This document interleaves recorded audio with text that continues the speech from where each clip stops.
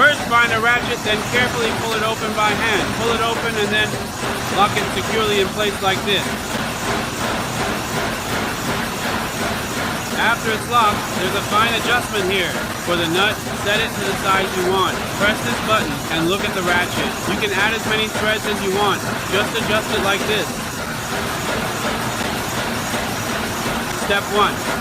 First, use the ratchet, then pull it open by hand when there's no air pressure. Next, use the ratchet to connect here and here. After connecting these parts, once it's pressed in place, there's a fine adjustment nut here. You can set as many threads as you want or whatever length you need for your fabric. This will do it. After connecting, lock this nut in place.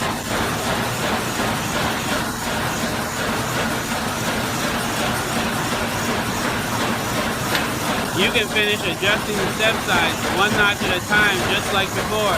The difference is that some are 30, some are 25, but normally it's 25. If you go over 50, as long as you reach the last notch, it will work as a counterweight. For 50, if you need this, it's probably within 30 or 25 inches. Just wrap this around here and that's it.